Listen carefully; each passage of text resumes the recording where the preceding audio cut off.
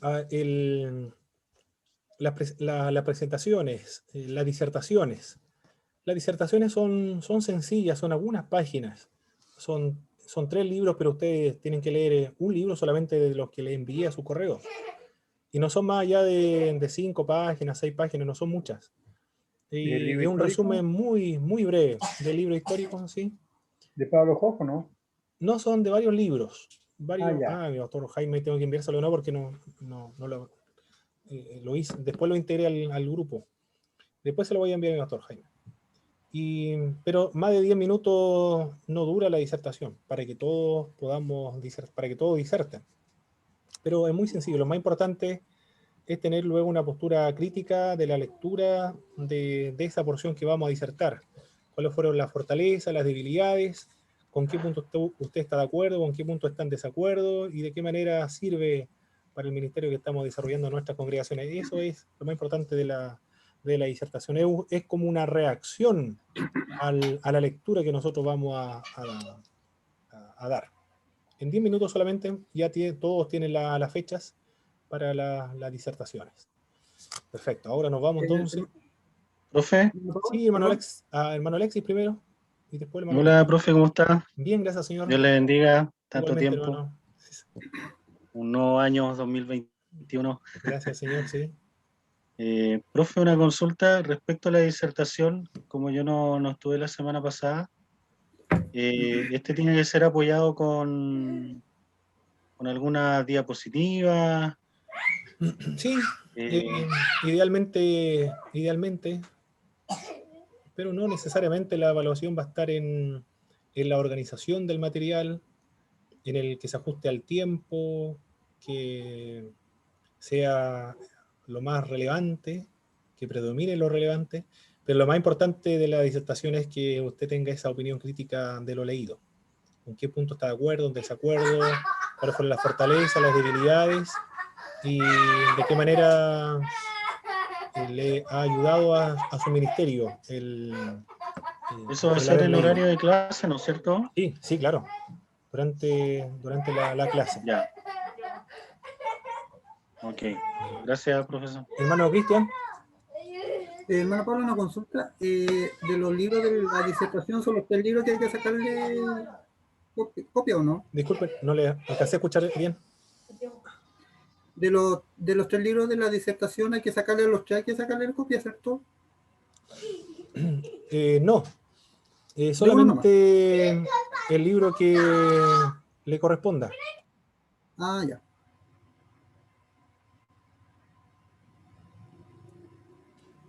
Solamente un libro, por ejemplo, a algún hermano solamente pagan y solamente imprimen la hoja, las páginas que correspondan a Samuel Pagán.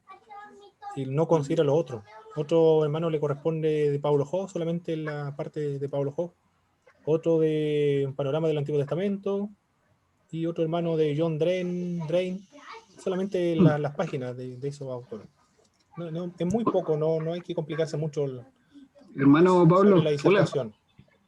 Sí, hermano Gabriel. Franco. Sí, hermano Franco. Hola, mire, tengo una consulta con respecto a lo mismo, estoy un poco perdido con el tema. Se supone que a cada uno se le va a designar el autor y las páginas, Sí, o es aleatorio. ya lo envié ya, hermano Franco. Ah, ya, Sí, debe ya. estar en su correo ya. Ah, ok. Pero son Ya voy pocas a ponerme. páginas, no se preocupen mucho. Es muy sencillo, en 10 minutos ya esa disertación está dada. Ok. Para que alcancemos todo. Son varios hermanos que están tomando esta materia. Perfecto, ahora entonces nuestra pastora Patricia también, bienvenida pastora Patricia Gelves de la ciudad de Valdivia. Bienvenida nuevamente a esta materia de libros históricos. Muy bien.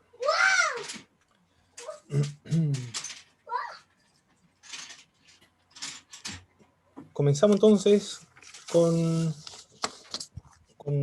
esta última sección. El libro de Josué se divide en 2 partes muy sencillo. La primera parte, ¿de qué trata el libro de Josué? Hermano Cristian, hermano Christopher, hermano Franco, José. De la conquista. Perfecto. La conquista de la tierra de Canaán. De eso trata. La conquista de la tierra de Canaán. Muy sencillo.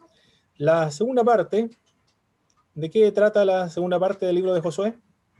De la división del territorio. Perfecto. La división de los territorios o la distribución del territorio, el reparto de la tierra de Canaán. Perfecto. Eso es la división muy sencillo del libro de Josué. La conquista de la tierra de Canaán y luego el establecimiento de las tribus en ella. Ahí tenemos un mapa de cómo se van a asentar las tribus. En esta sección, no sé, a ver, yo creo que se puede ver acá, a ver, con esto parece. Esta sección, este lado, se conoce como la Transjordania, lo que está al oriente del río Jordán, se conoce como la Transjordania. Lo que está al occidente, al otro lado, o al este, al oeste, se conoce como la Cisjordania. Ahí está. La de la Transjordania son la media tribu de Manasés, de Gad y de Rubén. Y la otra Neftalí, Aser, Zabulón, Isaacar, Manasés, la otra tribu de Manasés, Efraín, Dan y Benjamín. La tribu de Simeón va a quedar dentro de la tribu de Judá y finalmente va a quedar absorbida o va a ser absorbida por la tribu de Judá. Los lugares importantes de este mapa. La primera es Silo. Silo es el centro cultural del pueblo de Israel, el primero, donde se va a establecer el tabernáculo de reunión. El tabernáculo de reunión indica la presencia activa de Dios, donde Dios se encuentra de manera más intensa, más cercana, donde su presencia está especialmente presente allí, más que en cualquier otro lugar. Su presencia abarca todas las cosas, pero su presencia de manera especial, relacional. Me gusta esa expresión porque yo creo que es más acertada, relacional, con el pueblo, acá con el pueblo de Israel, y en la actualidad con la iglesia. En la iglesia donde la presencia del Señor se manifiesta de manera más relacional, más personal, más relacional, porque hay una relación especial ahora con el pueblo. Y el primer lugar cultural va a ser Silo. Ahí va a estar entonces el centro de adoración, Silo.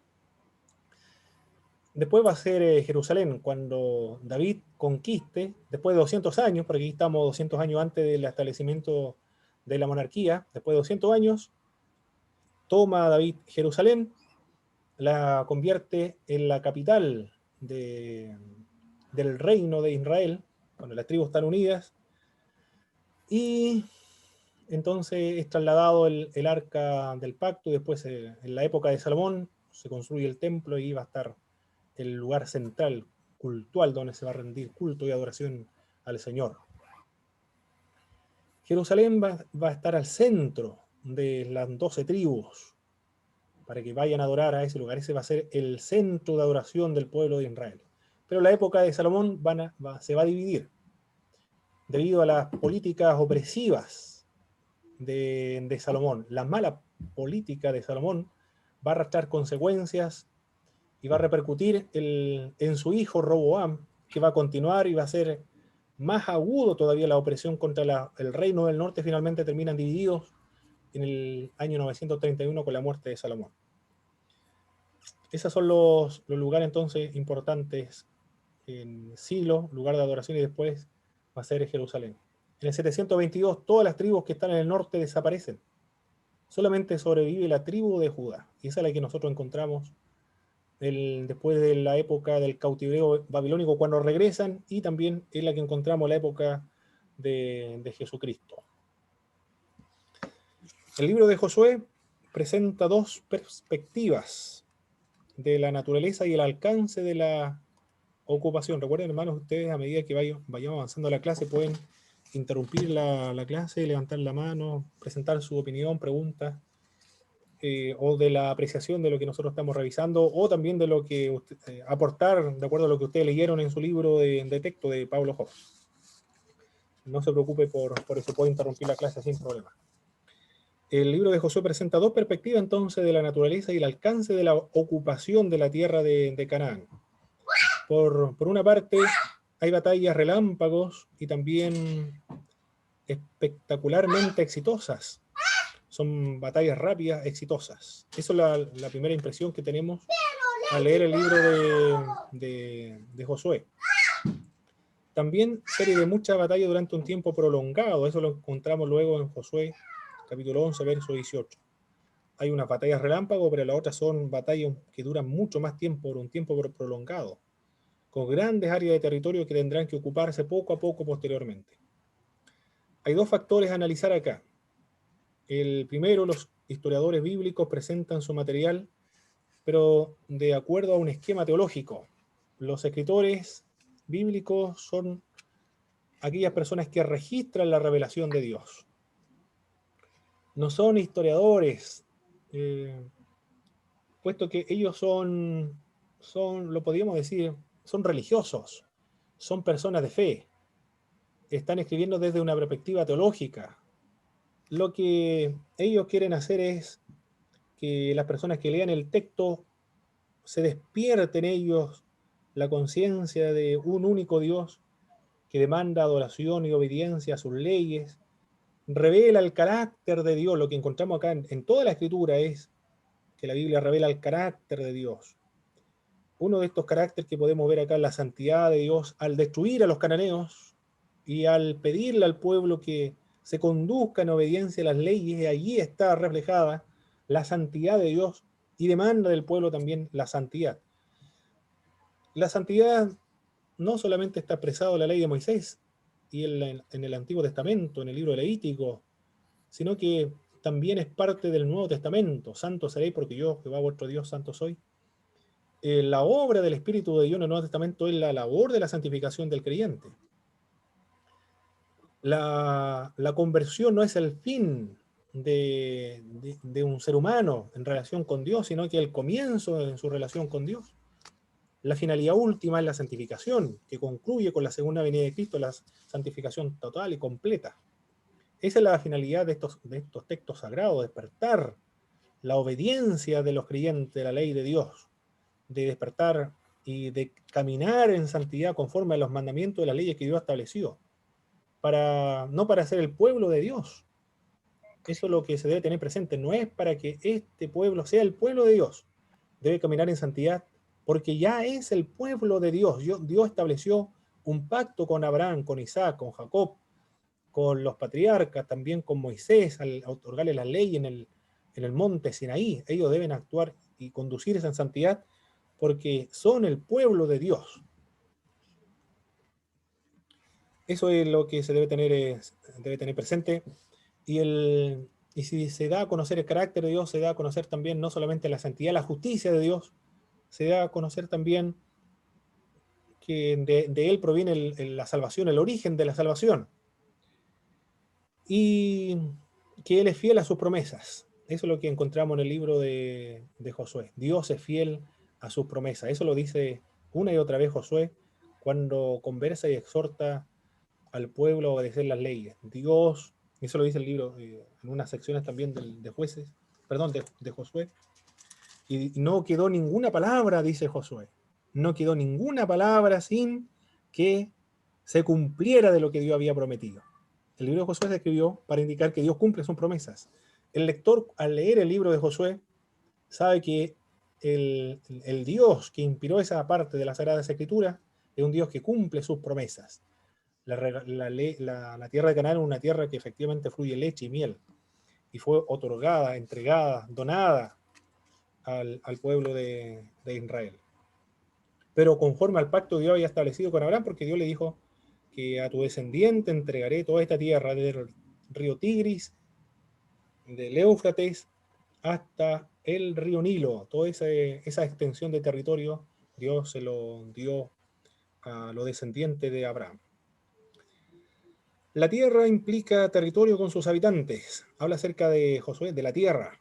Pero la tierra no solamente se refiere a la parte literal, un territorio, sino que se refiere a los habitantes que se encuentran allí.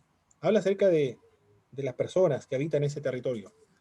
Ahora que los pueblos de la tierra han sido vencidos, puede decirse que toda la tierra en su sentido geográfico ha sido tomada, pero en un sentido metafórico toda la tierra ha sido tomada, pero todavía falta expulsar a los cananeos.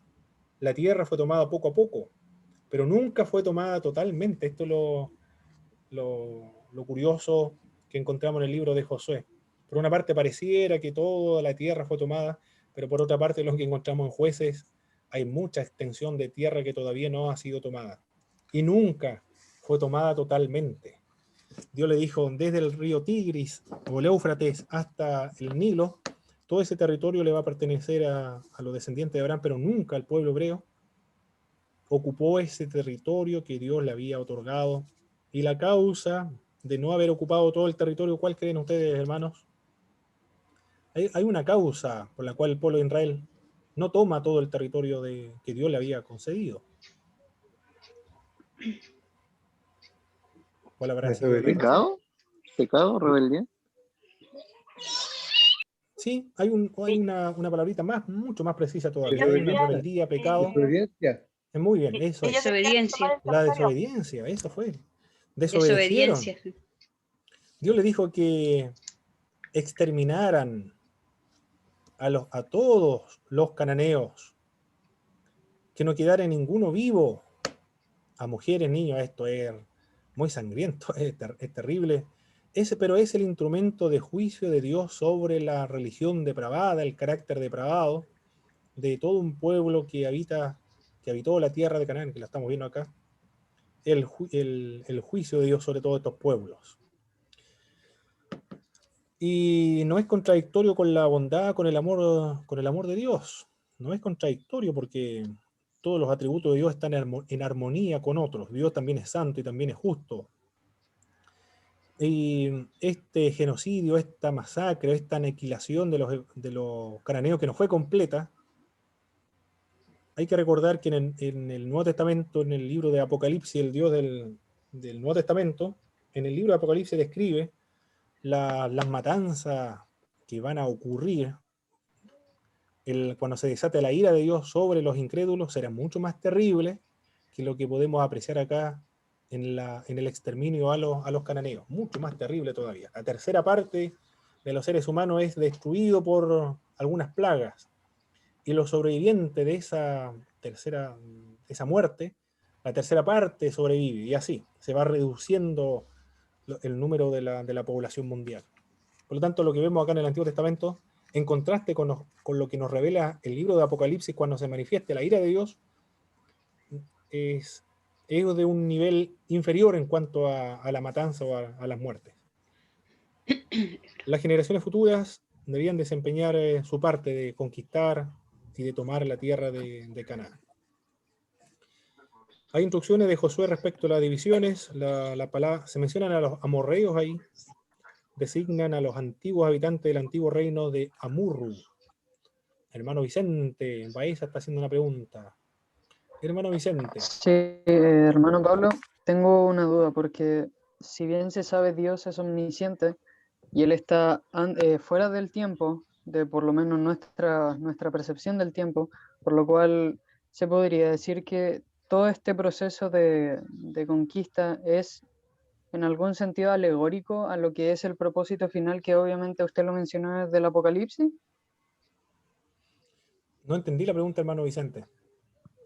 Si es que este proceso que acá vemos en Josué y en Jueces es simbólico en referencia a por lo menos esto mencionado de que la tercera parte de la humanidad será destruida. ¿Es como un sentido alegórico de eso? Ya que Dios está fuera de tiempo y sabe el futuro, sabe el pasado, predestinó esto para demostrar lo próximo. Muy bien. ¿Entiende? Sí. Ya. Bueno, la alegoría, encontramos alegoría en la Biblia. Y cuando encontramos alegoría, la propia Biblia se encarga de interpretarlo. Y el método alegórico es un método que Ya, entonces es es solamente una cuestionado. confusión lo que acabo de decir. Sí, el método alegórico es cuestionado por los intérpretes de las Sagradas Escrituras. Para la interpretación gramático-histórico, desde esa perspectiva gramático-histórico que lo utilizan los evangélicos, que son más conservadores, y también el otro método, el histórico crítico literario, que es más científico, que lo emplean lo del liberalismo teológico. Para estos dos grupos el método alegórico es cuestionado, aunque todavía se utiliza. Se utilizó en las academias griegas en Alejandría, se utilizó hasta la Edad Media por los católicos romanos, pero fuimos nosotros los protestantes en el siglo XVI que volvimos nuevamente al método que se empleó antiguamente en Antioquía de Siria, del método gramático histórico, de la interpretación de las Sagradas Escrituras. Desde esa perspectiva, entonces, de la herencia protestante y también desde la herencia de los conservadores, no podríamos interpretarlo entonces como una alegoría, sino como algo literal que ocurrió efectivamente en aquella época, como antecedente previo de lo que va a ocurrir al final de los tiempos, por supuesto. Pero vemos ahí más la justicia de Dios, la santidad de Dios. Y vemos también el cumplimiento de las promesas que Dios le otorgó a Abraham en el pacto al entregarle toda la tierra de Canaán. Es el juicio de Dios desatado, o la ira de Dios desatado sobre un pueblo corrupto, una religión idolátrica, supersticiosa y criminal, de una religión esta, es un pueblo o una nación infanticida. Así le llaman algunos grupos que odian a otras naciones, infanticida. Porque era normal que al construir una casa se matara a un bebé para espantar a los espíritus que vinieran a atormentar aquella casa. Se cometían crímenes de niños, pero de manera dramática en aquella época. Vemos el juicio de Dios ahí sobre los cananeos. Y en Apocalipsis vemos lo mismo, el juicio de Dios sobre un pueblo pecador que no se arrepiente y que no quiere considerar a Dios para su vida. Muy bien. Sigamos entonces, mis hermanos. La palabra amorreos en el capítulo 13, verso 4, habla acerca de los amorreos. Designa aquí a los habitantes del antiguo reino de Amurru, el cual, según los textos egipcios, se encontraba al norte de la tierra de Canaán. Eso eran los antiguos amorreos. También en el capítulo 13, verso 5, se habla acerca de los giblitas. Eran los habitantes de Gebal, la ciudad fenicia de los griegos, que los griegos llamaron Biblos, a causa del papiro que se producía ahí. Este reparto manifiesta la preocupación del Señor por la justa distribución de la tierra. Ahí encontramos aquí un dato muy interesante en cuanto a la distribución de las tierras.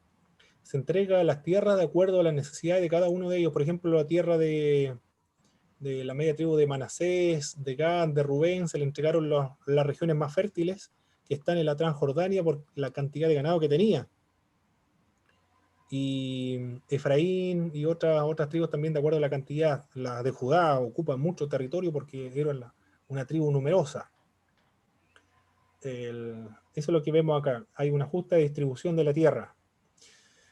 Al considerar esto, el justo reparto de la tierra, no solamente se logra ver acá, en esta sección de reparto de la tierra de Canaán, sino también en las leyes que Dios estableció en la época de Moisés. La tierra no va a ser vendida a perpetuidad. Eso es lo que encontramos en el libro de Deuteronomio. La tierra no puede ser vendida a perpetuidad. Porque la tierra, el concepto de la tierra, bueno, de Dios es lo primero que encontramos ahí, en un concepto religioso o teológico.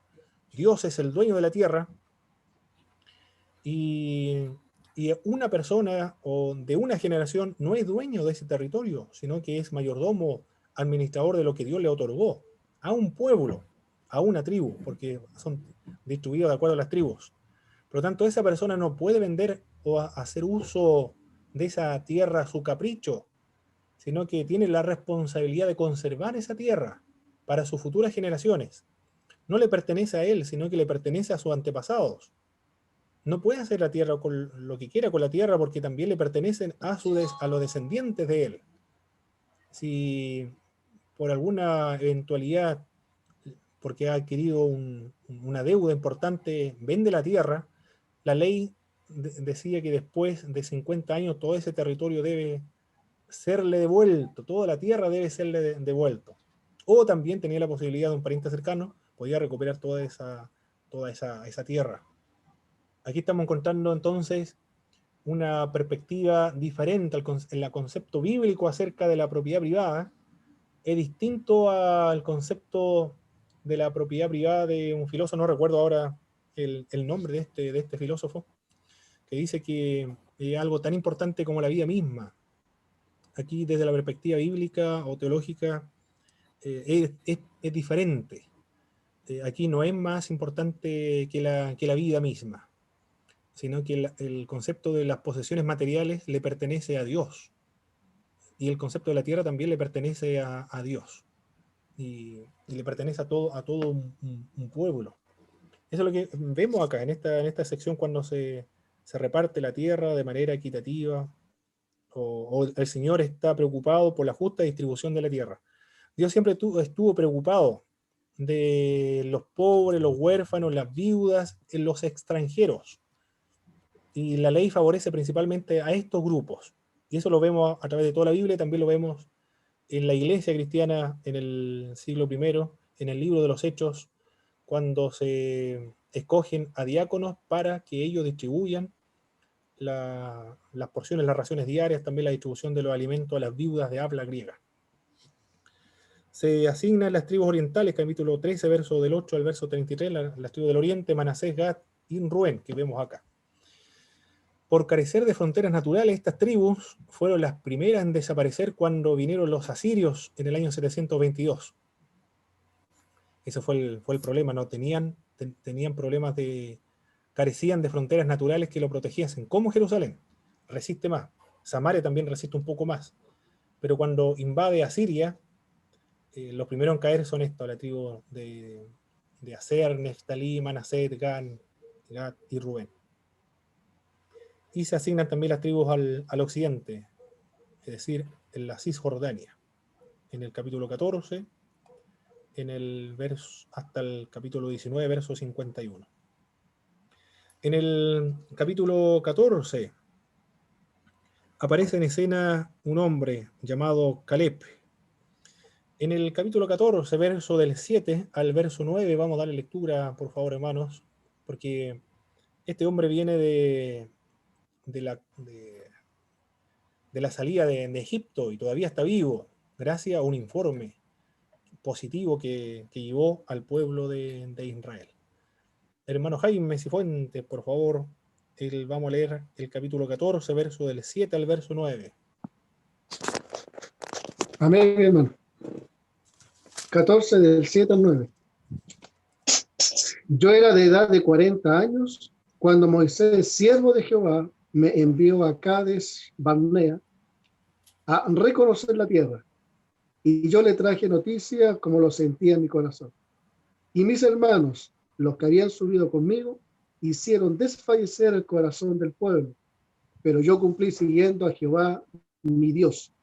Entonces Moisés juró diciendo: ciertamente la tierra que oyó tu pie será para ti y para tus hijos en herencia perpetua, por cuanto cumpliste siguiendo a Jehová, mi Dios.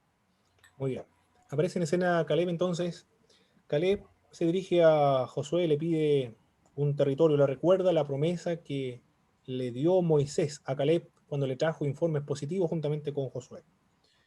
En el capítulo 14, seguimos capítulo 14, verso 10, Caleb le recuerda a Josué. ¿Qué es lo que le recuerda, hermano Cristian Sepúlveda? Capítulo 14, verso 10. ¿Qué le recuerda Caleb a Josué? Dice: ahora bien, Jehová me ha hecho vivir como él dijo, estos 45 años desde el tiempo que Jehová habló estas palabras a Moisés, cuando Israel andaba por el desierto y ahora he aquí, hoy soy de edad de 85 años. Muy bien. 40 años tenía entonces cuando fueron a ver, o fueron enviados como espías a ver la tierra de Canaán, y ahora ya tiene 85 años. Eso le recuerda, y también le recuerda el verso 11, hermano José Asman, verso 11, ¿qué más le recuerda Caleb a Josué? Dice, todavía estoy tan fuerte como el día que Moisés me envió. ¿Cuál era mi fuerza entonces? ¿Cuál es ahora mi fuerza para la guerra y para salir y para entrar? Dame pues ahora este momento, dame pues ahora este monte del cual habló el Señor aquel día, porque tú oíste en aquel día que los cananeos están allí y que hay ciudades grandes y fortificadas. Quizás el Señor estará conmigo y los echaré como Jehová ha dicho. Muy bien, muchas gracias, mis hermanos. Caleb entonces le recuerda la promesa que Moisés le hizo a Caleb. Le recuerda su edad. 40 años tenía cuando fue enviado como espía. Ahora tiene 85 años. Le recuerda también que todavía tiene la misma fuerza de hace 45 años atrás. Le pide por esa razón el monte Hebrón para sí y también para su descendiente. No está de manera implícita acá, porque le dice de forma explícita, le dice, tengo fuerza, todavía tengo fuerza. Pero se puede deducir, se puede desprender una cualidad muy positiva de Caleb. ¿Cuál puede ser la cualidad positiva de Caleb que se puede extraer de todo lo que le está comentando Caleb a Josué? La fe, motivación. Muy bien. La fe, claro que sí, pues. Es la fe. No ha perdido la fe ese hombre. La perseverancia. La perseverancia, la fe. No ha perdido la fe. Está implícito esa idea. Porque esa misma fe que él tenía cuando le dijo, estas personas son realmente gigantes. Las ciudades son muy amuralladas. Son personas de guerra. Pero le dijo, Dios está con nosotros y nosotros le podemos vencer porque Dios está con nosotros. Esa misma fe todavía la conserva. Eso es lo importante que podemos ver de Caleb. No ha perdido la fe esta persona. Buena lección nos deja Caleb para nosotros, ¿eh? No perder la fe en Dios. No son su fuerza, es Dios el que le va a dar la fuerza y le va a dar la victoria para conquistar. Y efectivamente conquista este territorio, el monte de Hebrón para sí. Muy bien, eso es lo que vimos con Caleb. La fe debe en el tiempo desarrollarse, crecer, no debe menguar, no debe debilitarse. ¿De qué manera la fe es fortalecida, es desarrollada, se pone más fuerte a través del tiempo, hermanos? Ustedes que tienen... por oír palabra de Dios. Oír palabra de Dios, ¿de qué otra manera se fortalece la fe? A través de las pruebas. A través de las pruebas, perfecto. ¿De qué manera? ¿De qué más? Por medio de la experiencia con Dios, perfecto. Sí. Los milagros. Por las obras. Por medio de las obras igualmente, claro, las obras fortalecen el desarrollo de la fe. Muy bien. ¿Qué más fortalece la fe? El oír la palabra. Oír la palabra de Dios. Estar cercano. Cuando Dios da respuestas. Muy bien, cuando Dios responde a nuestras oraciones, claro. Estar cerca de Dios siempre va a desarrollar la fe. Aquí vemos las personas de fe de la antigüedad, cuya fe no mengua, no se debilita, sino que se fortalece y permanece del mismo modo como en tiempos antiguos, con el tiempo de su juventud. Bien, pasemos a la siguiente entonces. El Monte Hebrón estaba, ahí está la Simeón. Muy bien. Asignación de las tribus de los occidentales, capítulo 14 hasta el 19. Se distribuye la tribu de Judá. Estamos viendo Judá al sur. Jerusalén todavía no es tomada en esta época porque pertenece a una ciudad fortificada. Viven ahí los jebuseos. Solamente va a ser tomada en la época de David. Y la tribu de Judá es la que va a tomar posesión de este territorio. La conquista de Hebrón y de Bir se registra en el capítulo 15, verso 3 al 19. En el verso 15-16 del capítulo 15 se narra la guerra liderada por Caleb, y Otoniel aparece en escena también allí, porque se va a casar con la hija de Caleb. Hay una sección, un territorio que debe ser conquistado, y Caleb le dice: aquel que lo puede conquistar, voy a entregar mi hija para que se case con él, y Otoniel va a conquistar esa sección. Lo presenta el verso 16, verso 19. En el capítulo 16, también, en el capítulo 16, hasta el 17, verso 18, se registra el reparto de los territorios de Efraín y Manasés. Acá tenemos al norte de Judá, tenemos la tribu de Manasés y Efraín. Son numerosas, son importantes estas tribus. Los territorios de las demás tribus se mencionan en el capítulo 18 hasta el 19, verso 51. Aser, Neftalí, Zabulón, Isaacar, Dan, Benjamín, y Simeón finalmente va a ser absorbido por la tribu de Judá. Y alrededor están Moab, Edom, Amonita, y también los filisteos, que siempre van a causar estragos sobre el pueblo de Dios. ¿Qué más encontramos? Encontramos las ciudades de refugio. Las ciudades de refugio, bueno, no se mencionan solamente acá, sino que también las ciudades de refugio lo estuvimos estudiando en el libro del Pentateuco. ¿Para qué sirve, hermanos, los que estudiaron Pentateuco, las ciudades de refugio? Eran asignadas a los levitas y también servían por si alguien cometía por accidente un asesinato o mataba a alguien, se podía ir a refugiar allá. Muy bien. Eran 48 ciudades, de las 48, 6 eran de refugio. Perfecto. Entonces le daban refugio a aquella persona que había cometido un crimen sin intención. ¿Hasta cuándo podía estar aquella persona en esa ciudad de refugio?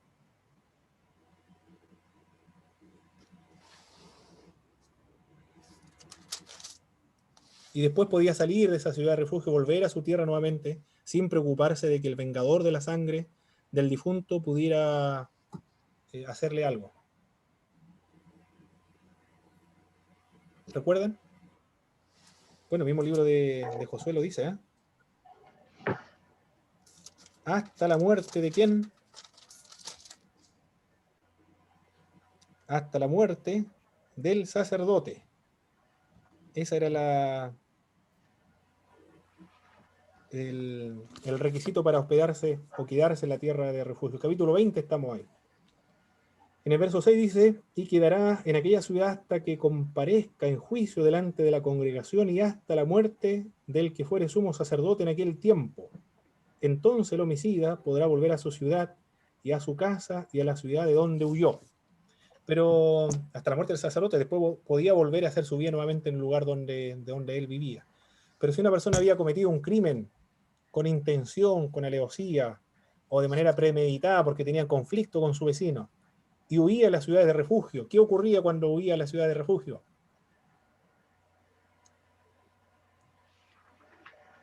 Hermano Franco, o hermano Marcos Díaz, ¿qué ocurría?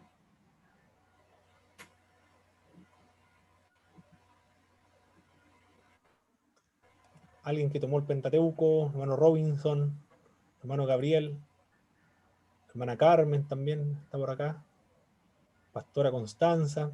¿Qué ocurría cuando un asesino que había cometido un crimen premeditado, que odiaba a su víctima y llegaba a refugiarse en la ciudad de refugio? ¿Qué ocurría con él? ¿No era que creo que el pariente más cercano tenía que actuar como, en este caso, tomar el puesto o el lugar de la persona que cometía el asesinato? El pariente cercano era el vengador. Se pagaba en esa época ojo por ojo, diente por diente, mano por mano, pie por pie. Por lo tanto, el hermano del difunto debía cobrar venganza y asesinar también al criminal. Pero si el criminal tenía conflictos con el difunto, pero por accidente el vengador no podía hacer nada. Si el pueblo de la ciudad de refugio se enteraba de que tenían conflictos personales y que el asesinato fue realmente un crimen y no un accidente, entonces le entregaban al asesino, se lo entregaban al vengador. Y el vengador hacía venganza por su hermano, su pariente más cercano.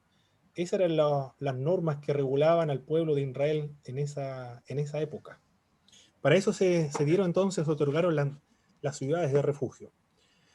Pero el refugio es un tipo de Jesucristo. Esto lo vemos en el Nuevo Testamento. Cristo es nuestro refugio. Allí no solamente aquel que ha cometido un crimen involuntario puede refugiarse en Jesucristo, sino aquellos pecadores culpables pueden también encontrar refugio en Jesucristo. Esas son las ciudades de refugio y las ciudades de los levitas también. ¿Cuántas ciudades se le entregaron a los levitas en total? 48. 48 ciudades fueron entregadas a los levitas. Perfecto. Debían estar distribuidas las ciudades de refugio en todos los lugares del pueblo de Israel para que el inocente, el que había cometido el accidente, tuviese tiempo para refugiarse allí.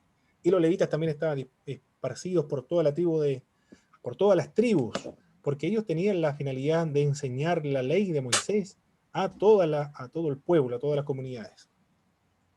Eran como los docentes, los profesores, las personas que debían instruir al pueblo acerca de la ley de Moisés. Esa era la responsabilidad de los levitas. Pero en la época de los jueces, que lo vamos a ver en la próxima clase, porque ahora tenemos que ver una introducción a los jueces, los levitas estaban haciendo cualquier otra cosa menos enseñando la ley de Moisés.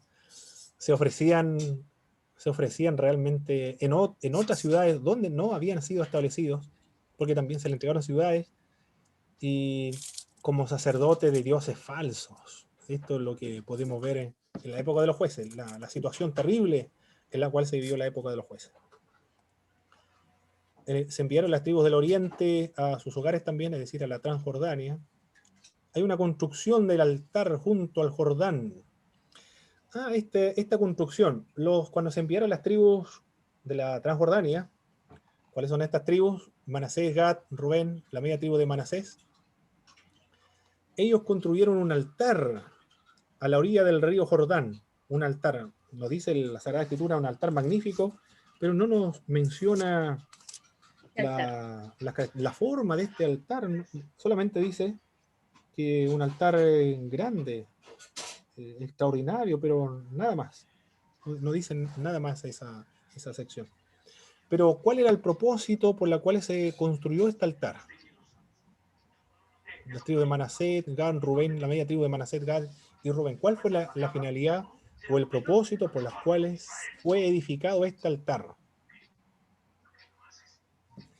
¿Leyeron esa parte? Sí, era como señal de que ellos pertenecían a las otras tribus y compartían la misma fe, el mismo Dios. Perfecto. Esa era la finalidad. Pero no era para ofrecer sacrificios, no era para adorar, no era para sustituir el culto a Dios. Esa era la finalidad. Eso pensaron las tribus de la Cisjordania. Por eso que comenzaron a prepararse para la guerra. ¿Y dónde se iban a enfrentar? Se iban a enfrentar en Silo. ¿Dónde quedaba Silo? Aquí vamos a ver dónde quedaba Silo. Ahí está Silo. A este otro lado del Jordán. Ahí se iban a enfrentar. Ahí conversaron con las tribus del oriente. Pero las tribus del oriente le dijeron: nosotros hemos construido este altar solamente como un acto conmemorativo de la relación estrecha que existe entre nosotros. Porque si nuestros descendientes, nuestros hijos nos preguntan ¿por qué ustedes construyeron ese altar? Y nosotros le vamos a decir que el mismo Dios que las tribus del otro lado del Jordán adoran, nosotros también lo adoramos. Ellos son nuestros hermanos, estamos emparentados, tenemos una misma fe, una misma ley, y vamos a adorar en un mismo lugar. Estas piedras nos recuerdan la estrecha relación y el vínculo que tenemos entre nosotros. Este río Jordán no significa nada, no hay una separación. Este Jordán no nos separa entre las tribus. Esa es la finalidad, eso es lo que le explicaron también las tribus del oriente a sus hermanos del occidente. las tribus de la Cisjordania le recordaron a las tribus del oriente. Estaban muy preocupados, le dijeron, ¿por qué ustedes construyeron este altar donde van a adorar a otro Dios, van a sacrificar? ¿Acaso no se recuerdan lo que ocurrió con Acán? Si ustedes adoran a otros dioses, todos nosotros vamos a ser afectados por su idolatría, por culpa de ustedes. Se preocuparon ellos y dijeron, si estas 3 tribus adoran a otros dioses, Dios se va a enojar con todos nosotros. Por lo tanto, ¿qué vamos a hacer?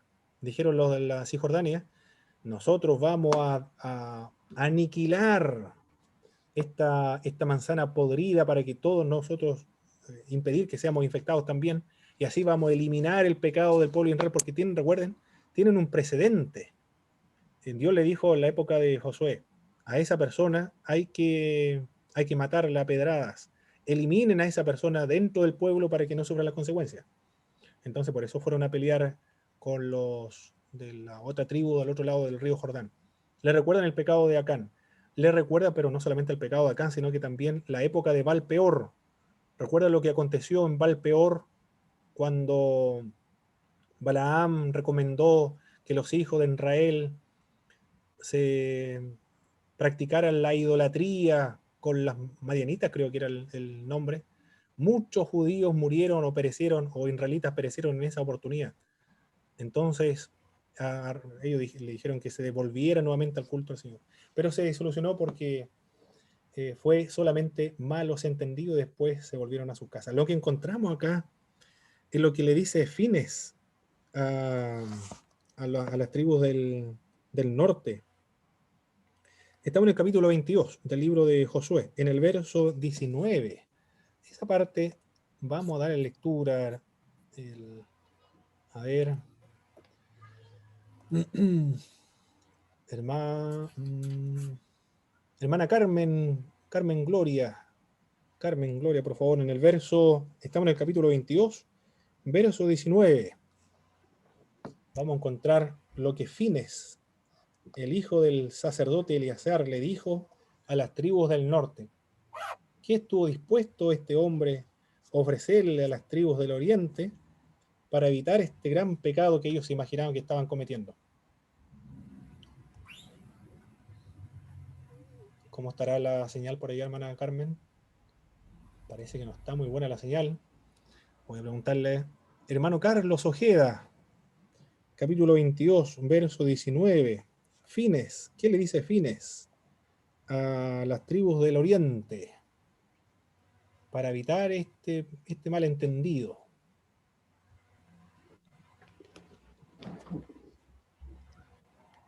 Si os parece que la tierra de vuestra posesión es inmunda, pasaos a la tierra de la posesión de Jehová, en la cual está el tabernáculo de Jehová, y tomad posesión entre nosotros, pero no os rebeléis contra Jehová, ni os rebeléis contra nosotros, edificaos altar, además del altar de Jehová nuestro Dios.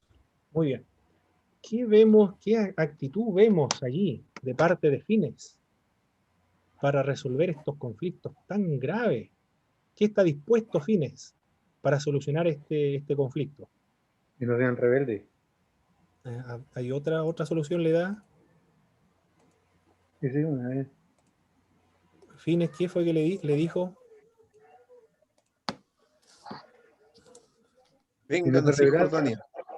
Le dijo, vénganse, yo le voy a dar mi porción de territorio. Si ustedes piensan que esa tierra donde se fueron al otro lado de Jordán es tierra inmunda, entonces tomen, yo le doy y ofrezco un pedazo de mi territorio y se los concedo a ustedes y solucionemos el problema. Aquí vemos a Fines renuncia a sus derechos este hombre. Renuncia a sus derechos de posesión de la tierra de Canaán, se lo ofrece a las tribus del oriente para solucionar este conflicto. Este principio de renunciar a sus propios derechos lo vemos en el Nuevo Testamento, lo vemos con Jesucristo, lo vemos también con el apóstol Pablo, dice, yo he renunciado a mis derechos para no hacerle carga a ustedes, los corintios, para que no piensen que yo estoy aquí predicándole el evangelio por intereses económicos. Por eso yo renuncié a mi derecho de recibir alguna ofrenda, sostenimiento económico de parte de ustedes. y porque no recibió ofrenda económica de parte de los corintios, también lo criticaron al apóstol Pablo. No había cómo estar en paz o sin tener ninguna crítica de parte de los corintios. Los corintios criticaron al apóstol Pablo de cualquier forma. Renunció a su derecho, y también en el libro de los Corintios del apóstol Pablo le dice: ustedes tienen derecho a comer de todo lo que le ofrezcan y le pongan en la mesa, y compren todo lo que también hay en la carnicería, pero si hay una persona más débil que dice que aquella carne fue sacrificada a los ídolos, entonces abstente de comer esa carne, pero no por tu conciencia, porque tú tienes un criterio mucho más amplio, eres más maduro espiritualmente, sabes que los demonios no existen, por lo tanto esta carne, tú vas a saber que es pura carne solamente que consumes, pero no un Dios vendrá a ti a habitar dentro de tu corazón. Pero el hermano más débil piensa que existen otros dioses, por lo tanto va a tener comunión con esos dioses y eso va a afectar su espiritualidad. Por causa del hermano más débil, entonces tú abstente y renuncia a tus derechos. Este principio de renunciar a los derechos lo encontramos acá con Fines. Él dice: yo le entrego mi territorio y solucionemos este problema y ustedes traspasen, vengan a este lado del Jordán, porque si esa tierra lo consideran inmundo, entonces no lo habiten. Ese principio es muy importante que lo encontramos aquí, y es un principio que nosotros los cristianos nos cuesta practicar, el renunciar a nuestros derechos para no ofender a los hermanos más débiles, el dar un paso al costado, eso es lo que nos cuesta. Pero es un principio bíblico que lo vemos acá con Fines, lo vemos con Jesucristo, lo vemos con el apóstol Pablo, lo vemos con Bernabé y también con Pablo. Él está dispuesto a ocupar, Bernabé está dispuesto a ocupar un segundo lugar con la finalidad de que el evangelio sea predicado. El apóstol Pablo de luego se menciona en primer lugar. Bien, eso es lo que vemos aquí con Fines. ¿Alguna pregunta, hermanos? ¿Escuché algo por ahí? ¿Profe? ¿Sí? Sí. Según el libro de lectura, dice aquí que según la ley de Moisés, nadie debía ofrecer sacrificios fuera del tabernáculo. Correcto. Sí, eso es muy importante, es muy importante.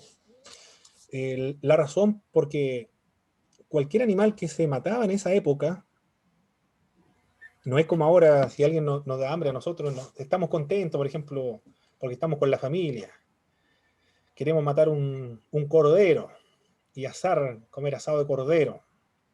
Nosotros simplemente matamos el cordero y luego lo comemos, pero es porque es la cultura nuestra del occidente, pero en esa época cualquier animal que se mataba era ofrecido a un dios primero. No había animal alguno en la antigüedad que se comía sin antes sacrificarlo en honor a algún dios. Esa es la razón por la cual todos los animales deben ser sacrificados frente al tabernáculo de reunión, para dedicárselo a Dios primero, y después se lo comían. Esa era la razón, hermano Bernabé. Claro que este altar no era un altar para ofrecer sacrificios. Eso fue lo que pensaron las tribus de la Cisjordania. Tenía la finalidad simplemente recordar a los descendientes, a sus descendientes, que había relación y tenían el mismo Dios y eran hermanos con las tribus del otro lado del Jordán. Ellos estaban preocupados porque posiblemente a lo mejor ellos podían estar desobedeciendo a Dios, por eso era la preocupación de ellos. Ellos iban a caer en lo mismo. Exactamente. Es una preocupación de todos los creyentes también. Si alguien ya tiene una creencia errada, comienza a corromperse su fe, también se preocupan todos los hermanos de la congregación. Es muy importante mantener pura la fe. Es muy importante eso, hermano, la pureza de la fe y de la doctrina. Josué exhorta al pueblo a pesar de su avanzada edad. En el verso 2, le recuerda al pueblo: Dios va a expulsar a sus enemigos. Se repite varias veces: esfuércense a guardar la ley de Moisés. Esto se repite una y otra vez. Recuerde que una de las claves interpretativas del Antiguo Testamento, ¿cuál es? Lo he mencionado varias veces. Una de las claves para interpretar el Antiguo Testamento y el trato de Dios con el pueblo, ¿cuál es? El pacto. Perfecto. El pacto se debe se debe considerar siempre el pacto. Aquí lo vemos una y otra vez. Esfuércense para guardar la ley, andar en sus caminos. Una y otra vez lo menciona Josué. Estamos en el verso 23 ahora. Pero no solamente lo dice ahí, lo dice el 22. Solamente que con diligencia cuidéis de cumplir el mandamiento y la ley de Moisés, siervo de Jehová, os ordenó que améis a Jehová vuestro Dios, andéis en todos sus caminos, que guardáis sus mandamientos y le sigáis a él. En el verso 23 también dice exactamente lo mismo. Sabéis que Jehová vuestro Dios no arrojará más a estas naciones delante de vosotros, sino que os serán por lazo, por tropiezo, por azote para vuestros costados y espinas para vuestros ojos, hasta que perezcáis de esta buena tierra que Jehová vuestro Dios lo ha dado. Aquí Josué, en este verso que acabo de leer, verso 13, no es una amenaza novedosa, no es una advertencia novedosa, no es un mandamiento nuevo. Josué simplemente se está limitando a lo que se encuentra registrado en la ley. La ley dice, si son obedientes, Dios va a expulsar a sus enemigos. Si desobedecen, ustedes perecerán y serán hechos pedazos. Los cananeos serán lazos, serán espinas, azote para ustedes. Si traspasarais el pacto de Jehová vuestro Dios que Él os ha mandado yendo y honrando a dioses ajenos, inclinándose a ellos, entonces la ira de Jehová se encenderá contra vosotros. Y esto se ve en el futuro del pueblo de Israel. En 2 años, 722. ¿Qué ocurre en el año 722 a.C., hermanos? ¿Qué ocurre en esa época?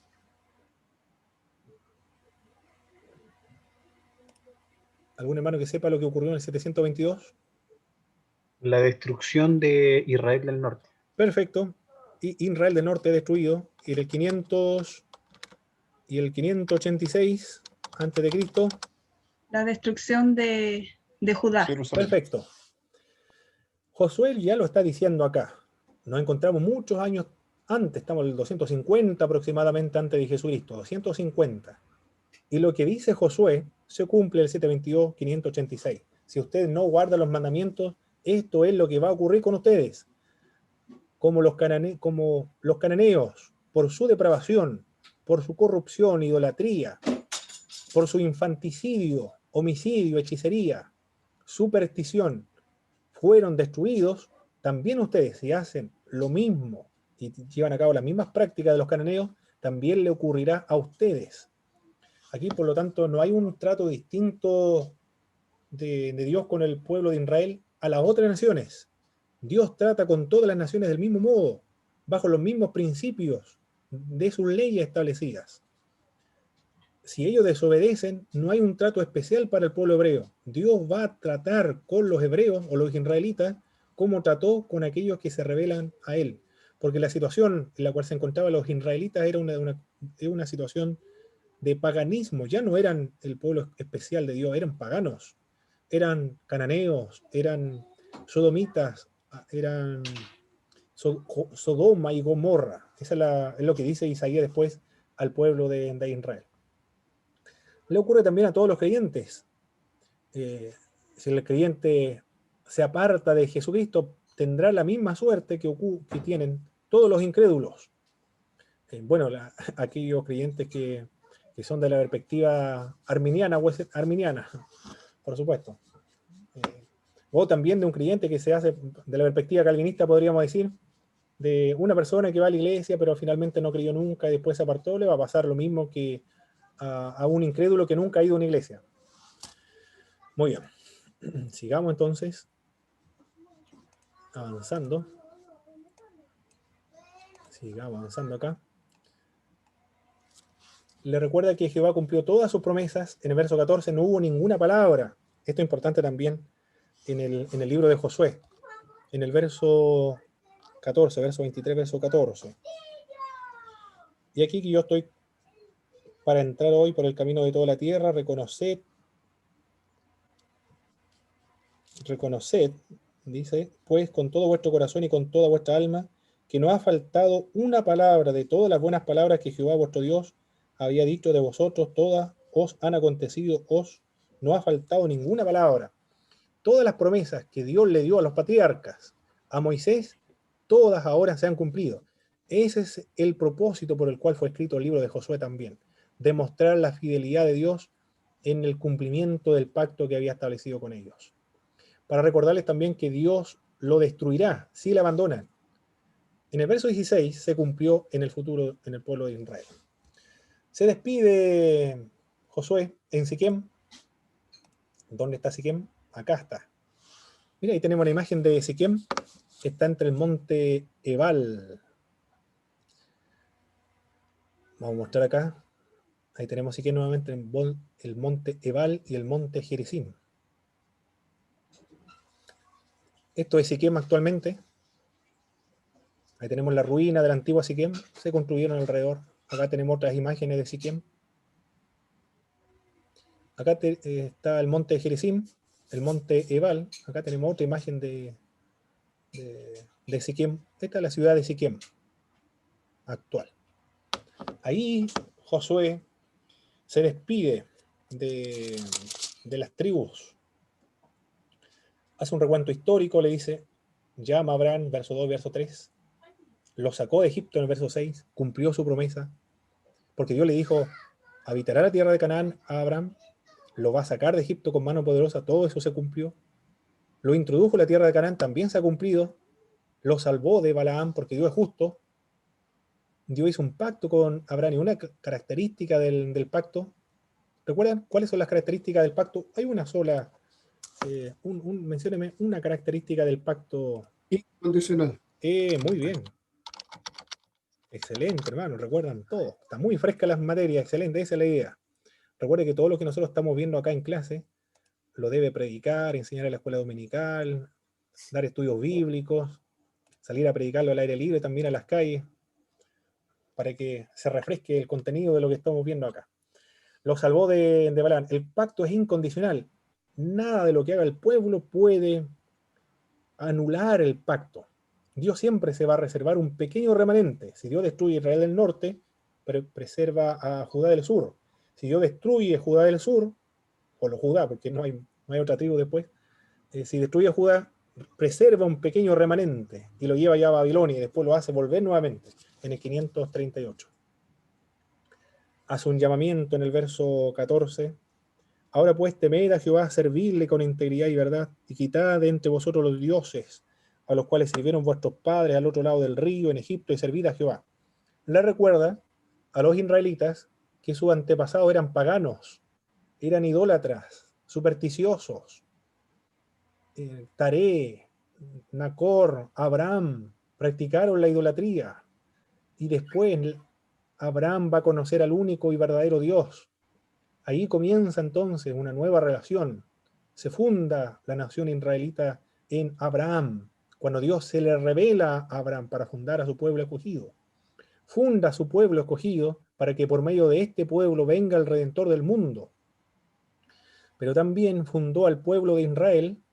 ¿Cuál fue la otra finalidad por la cual Dios fundó el pueblo de Israel? ¿Sí? Fundó o creó al pueblo de Israel. Aparte de por medio de él venir el Redentor del mundo, también fueran depositarios de su palabra. ¿Cuál es la otra finalidad por la cual llama al pueblo de Israel cuando le una promesa que le da a Abraham?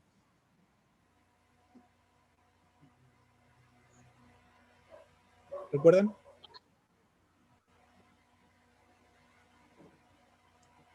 ¿Haría de ella una gran nación o no? También, esa es una promesa. ¿Qué otra más? Que en él iban a ser benditas todas las familias de la tierra. Muy bien. Bendición a todos. Vamos a poner naciones. Dios llama y funda al pueblo de Israel para que por medio de este pueblo todas las naciones de la tierra fueran bendecidas. Se cumple esta palabra en Jesucristo. Por medio de Cristo. Recuerden eso, nunca se olvide. Por medio de Cristo, no por medio del pueblo de Israel, por medio de Cristo. Bueno, que es del pueblo de Israel, por supuesto, pero recuerden que somos cristocéntricos. Por medio de Cristo, todas las naciones de la tierra son bendecidas. Esa es la razón. Es una bendición mesiánica. La respuesta del pueblo, el pueblo dijo, nosotros obedeceremos todo lo que tú nos has mandado, todo lo que está escrito en la ley. Y efectivamente cumplieron el pueblo de Israel. Eso es lo que nos dice la Sagrada Escritura en el capítulo 24. En el verso 31, el pueblo cumple lo que Dios le había demandado. Hermana Carolina, pastora Carolina Onsaviada, por favor, en el capítulo 24, en el verso 31. Vamos a darle lectura. Esperemos que haya buena señal por allá. Si está bueno el micrófono. Bien. Versículo 31. Correcto. Capítulo 24, verso 31. Ok. Y sirvió Israel a Jehová todo el tiempo de Josué y todo el tiempo de los ancianos que sobrevivieron a Josué y que sabían todas las obras que Jehová había hecho por Israel. Perfecto. Muchas gracias, pastora. El pueblo obedeció entonces. Todo lo que Josué le exhortó, ellos obedecieron. Porque sabían todas las obras que Jehová había hecho por Israel. Y todo el tiempo que los ancianos sobrevivieron a Josué. El pueblo no se apartó porque el conocimiento de Dios se perpetuó. Y los responsables de perpetuar este conocimiento fueron los ancianos, a sus hijos. Porque ellos vieron, experimentaron el poder de Dios. Pero lamentablemente cuando se muere esta generación, en la época de los jueces que vamos a ver ahora, cuando muere esta generación, comienza el caos. Se corrompe el pueblo. Por eso es muy importante la educación a la futura generación, a los niños, a los jóvenes, para perpetuar el conocimiento de Dios, para que no se aparten, porque eso es lo que vemos acá cuando muere Josué, en la época de los jueces. Bueno, y después las otras secciones relatan la muerte de Josué. Por eso que Josué no pudo haber escrito todo el libro que se le atribuye a la obra, porque registra también su muerte. Ocurre lo mismo que con Moisés. Perfecto, hermanos. Ahora entonces nos vamos a la época de los jueces. ¿Alguna opinión, algún punto de vista, algún aporte de lo que ustedes leyeron en su libro de Pablo Hoff, de lo que estuvimos viendo con Josué? Hermano Pablo, ¿sí? antes que terminemos esta parte, ¿sí? Acerca de lo último que estamos hablando, es importante que nosotros como iglesia igual le demos el énfasis a la enseñanza a nuestros hijos y en la iglesia, porque ellos van a aprender lo que el Señor por misericordia nos ha enseñado a nosotros, y van a tener una base sólida, una base firme para que en el futuro ellos también no se desvíen. Yo creo que es algo bien importante también que nosotros como cristianos tenemos que tener en mente. Muy bien. Muchas gracias, hermano Bernabé. Las profesoras de escuela dominical están contribuyendo y haciendo un trabajo notable. Gracias al Señor con los niños. Pero no solamente responsabilidad de las profesoras o los profesores de escuela dominical que trabajan con niños, sino también de nosotros, de los papás, nosotros. Los papás, las mamás también tienen esa responsabilidad, esos deberes. Gracias al Señor hay mucho material actualmente para cumplir ese deber nuestro. En la librería de cristianas hay material suficiente para estar trabajando con nuestros hijos.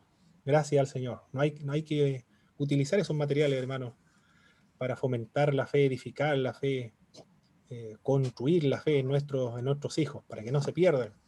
La idea es que el Evangelio crezca, se expanda, y que el país se vuelva cristiano. ¿Ustedes creen que en algún momento, yo no sé, si será una utopía o podrá concretarse en algún momento de que todo Chile será un país cristiano evangélico, hermano? ¿Qué creen ustedes?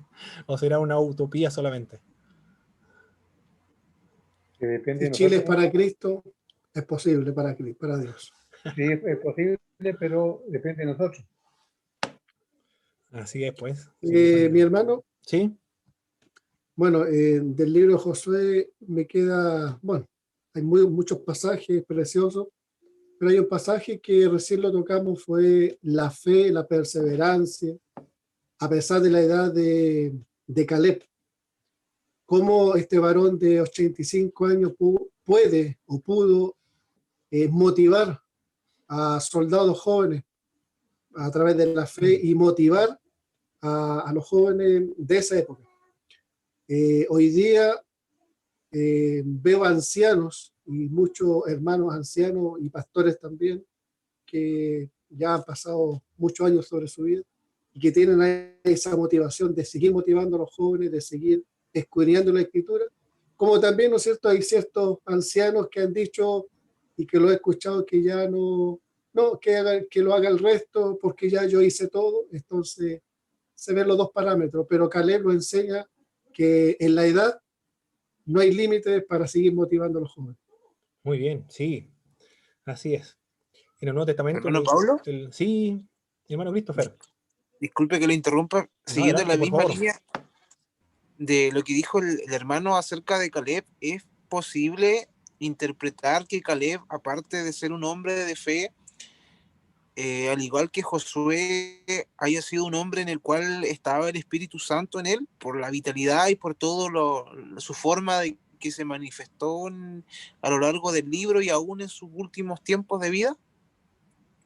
Con Josué, el texto bíblico lo confirma de manera explícita. ¿Sí? Con Caleb, no recuerdo que lo diga explícitamente. Una promesa nada más. Sí, pero con Josué Pero sí. los seis lo comprueban. Lleno del Espíritu, dice, sí, el Espíritu de Dios vino sobre Josué. Lo dice explícitamente, pero con Caleb no me acuerdo. Pero Caleb dice que sus fuerzas se iban renovando. Cada día, dice, o sea, él, a pesar de los años que él tenía, sus fuerzas se iban renovando. Entonces, quizás no lo especifica, no lo plasma ahí, pero sí se reconoce la presencia de Dios sobre él, porque de lo contrario, como un hombre ya de tanta edad tenía fuerza, porque como usted mismo decía o alguien decía que hay varones ancianos que ya dicen, ¿sabes qué? Yo ya no rindo más, lo dejo para los jóvenes. En cambio, este hombre yo le veía la vitalidad y la garra para invitar a más jóvenes, motivar a los jóvenes, como lo hizo con su sobrino, a que vaya y conquiste. O sea, hazlo tú. Mira, tú también tienes una oportunidad como lo hice yo, y no se quedó. Entonces significa que la presencia del Espíritu Santo estaba sobre él. No está, quizás no aparezca, pero sí se deja ver que sí. Implícitamente sí. ¿Sí, mi doctor Jaime? Yo pienso que donde Caleb caminó con Josué y Moisés, ¿cierto? Ya, entonces Caleb vio los milagros que Dios hizo. Y a esos milagros que Dios hizo, Caleb tuvo la fe en ese Dios. Y por esa promesa que Dios le hizo, Caleb caminó y su respuesta renovada, porque tenía esperanza que Dios le iba a cumplir la palabra, porque cumplió con Dios, cumplió con el pueblo, entonces también cumpliría con él. Esa es mi opinión. Sí, muy bien. Igualmente es posible también que la presencia de Dios haya estado con él, ¿no? Pero nos dice implícitamente la Biblia. Sí, se puede deducir, ¿eh? Se puede deducir. Sí. Muy convincentemente, hermano Vicente, ahora.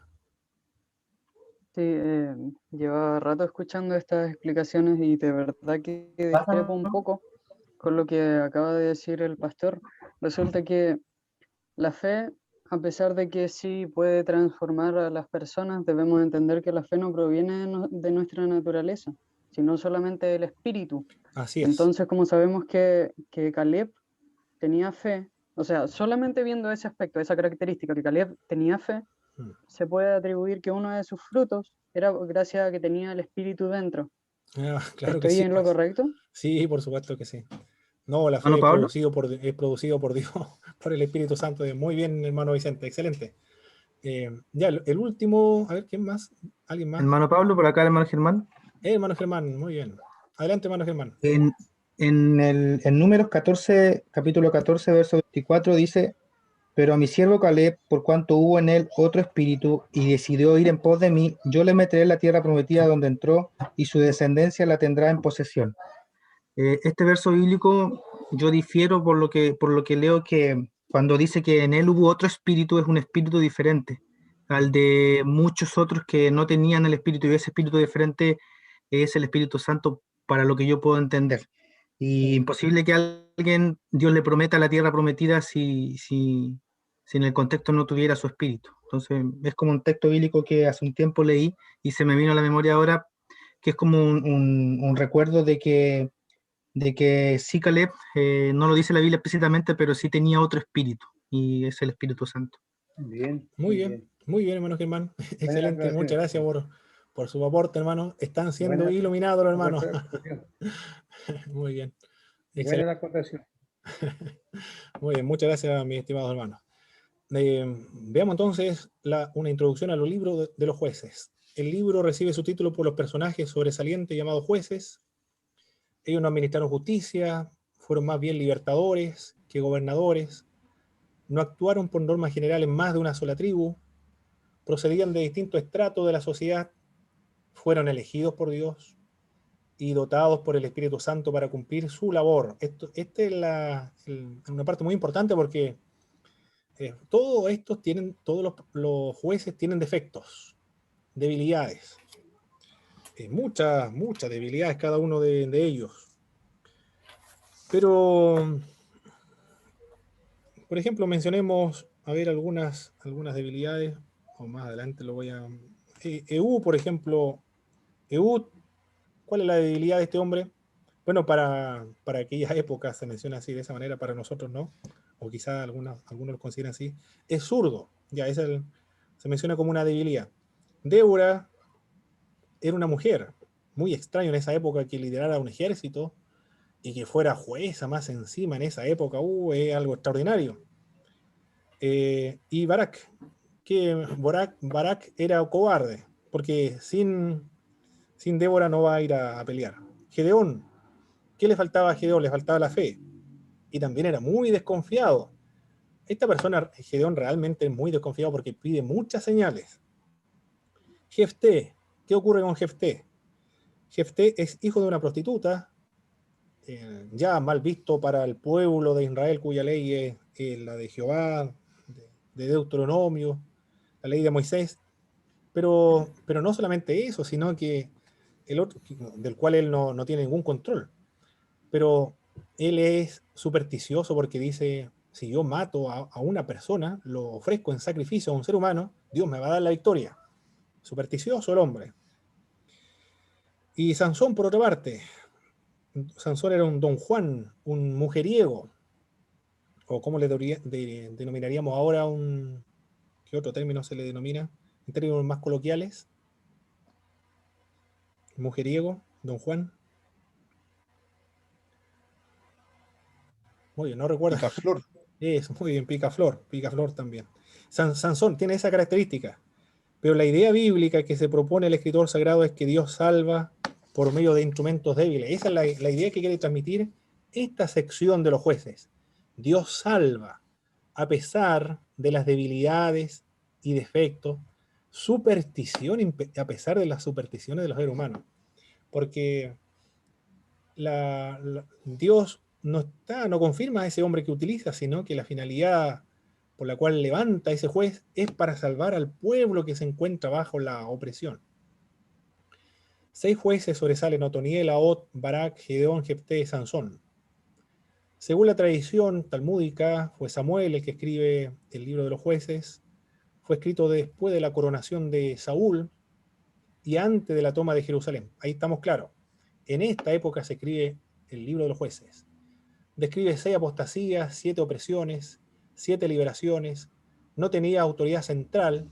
Por eso que el texto bíblico dice, en esa época no había rey en Israel. Y porque no había rey en Israel, cada uno hacía lo que bien le parecía, o lo que se le venía en gana. Cada uno hacía lo que bien le parecía. Las tribus peleaban aisladamente, no peleaban conjuntamente como en la época de Josué. No desalojaron a los antiguos habitantes de Canaán, y la existencia monoteísta estaba en peligro. La existencia misma del pueblo de Dios estaba en peligro. El propósito por el cual es escrito el libro de los jueces relata la historia del pueblo escogido en el periodo comprendido entre la muerte de Josué y la inauguración de la monarquía. Son 200 años. Josué ingresando a la tierra de Canaán, muere Josué, comienza el periodo de los jueces, 200 años ocurre o está en tránsito esta situación, Y después se establece la monarquía con Saúl. Demuestra la personalidad de Jehová. Cuando el pueblo se arrepiente, Dios lo salva.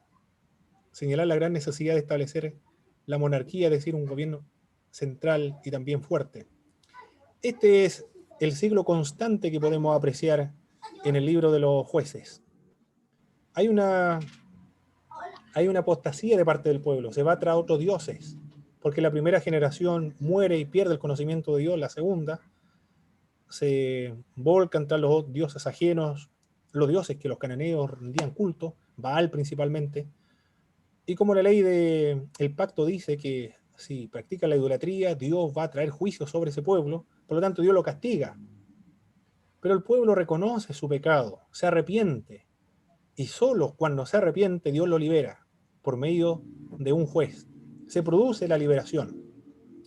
Muere esta generación que experimentó el poder salvífico de Dios. La segunda generación comete nuevamente el pecado de la apostasía, y Dios lo castiga. El pueblo se arrepiente, Dios envía un libertador, y todo queda en paz, en tranquilidad en aquella tierra, y muere esa generación, y la siguiente comete el mismo pecado. Apostasía, castigo, arrepentimiento, liberación. Este constante ciclo de apostasía, castigo, arrepentimiento y liberación dura 200 años. 200 años están en esta situación trágica el pueblo de Israel, supersticioso, idolátrico. Como no eliminaron a todos los cananeos ahora le están resultando una espina en el ojo. Están azotando al pueblo de Israel con sus prácticas idolátricas porque lo están haciendo apartar de la fe en Jehová. Y como Dios es justo, castiga a su pueblo para preservar la identidad única, especial de este pueblo. Muy bien, mis estimados hermanos. Eso es lo que teníamos que ver acá en esta sección. Vamos, hermano. Sí, hermano Jaime. Cuando habla de generación y generación de arrepentimiento y castigo, estamos hablando que cada generación fluctúa entre los 40 años aproximados. No sé exactamente, probablemente sí, en esos 40 años. Por la cantidad de reyes en 200 años, de generación en generación, o sea, un cálculo estimativo, se podría fluctuar que cada generación caía en idolatría, en pecado, en generación de 40 años aproximadamente. Aquí no hay un reino, ¿eh? Aquí son tribus aisladas, 12 tribus. Y eso es lo que se debe considerar. Y los jueces son liberadores, pero locales, no son de todo el reino, porque no hay reino. Son todas tribus aisladas, están luchando aisladamente. No han desalojado a todos los cananeos. Y algunos jueces se superponen también en el tiempo y están liberando a su pueblo paralelamente. Eso también se debe considerar. Muy bien, vamos a hacer un repaso de lo que estuvimos viendo, hermano, en la clase. ¿Me Pablo? Sí, mi pastor Jaime. Yo quiero darle gracias, hermano, que hizo la acotación en cuanto a Caleb, ¿ya? Porque uno como pastor no la sabe toda, ¿ya? Y yo entendí también que estamos aquí para aprender. Así que Dios bendiga, porque el texto bíblico es un buen fundamento. Así que Dios bendiga, hermano. Muy bien. De hermano Germán de Río Negro. Germán de Río Negro. Muy bien. También vemos que Dios cumplió su promesa hecha a los patriarcas que le entregarían la tierra de Canaán. ¿Cuáles son las características de los jueces, hermanos, que ustedes recuerdan? Que estuvimos viendo acá.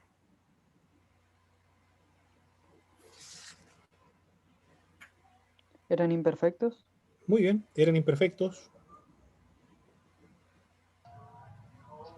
Impartían No justicia. estaban para administrar justicia. Muy bien, no administraban justicia. ¿Qué es lo que eran ellos realmente?